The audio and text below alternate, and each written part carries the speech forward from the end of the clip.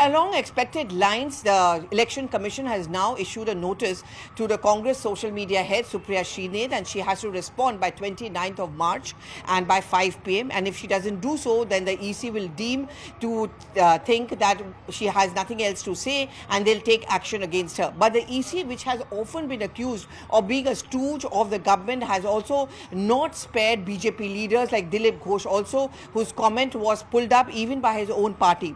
Dilip Ghosh had referred to Mamata Banerjee in a context saying we would want to know who her father is. Supriya Shrinate's case, we know, is that from one of our verified handles, there was a post which went out which made seemingly derogatory comments against Kangana Ranaut, who is the BJP's candidate from Mandi. Now, in both the cases, the EC's messaging is very, very clear, and that is a zero tolerance zone when it comes to a kind of language. At the last press conference of the Election Commission, where the poll schedule was announced, they had made it very clear that we are going to be very strict and stringent when it comes to norms of campaigning, whether during rallies, whether it's during the speeches of the candidates or the star campaigners. A level of decency will have to be followed. You can criticize your opponent, you can prick faults, but you cannot be abusive or derogatory or use bad language. And this also applies as far as the social media posts are concerned, because of late we are seeing that a lot of campaign happens on the social media. So the EC is also very stringently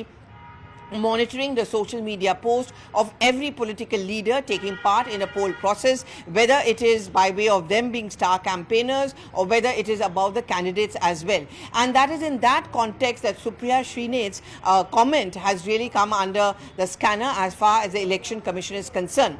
Now, what can be the possible response? The more the EC attacks Supriya Shrinate, the more the BJP attacks her, she is going to find that Congress is going to stand by her. Clearly, the Congress has dug its heels in and made the point that the EC, as usual, has acted on behalf of the government. That's pretty much what they said about NCW also, which came out with a notice against her. Remember, it was the NCW which had approached the Election Commission as well to take action against her. It remains to be seen what is the kind of action that the EC can take against Supriya Shrinate. But her defense, her clarification that someone who had access to her account has not been accepted. So far, the Congress has not dismissed anyone, nor any action has been taken against her. But the silence of the Gandhis, the fact that the Congress's top leaders are defending Supriya Shrinate and she is carrying on attacking the BJP, has given ammunition to the BJP to question the Gandhis and the Congress party as far as their stand on women empowerment is concerned.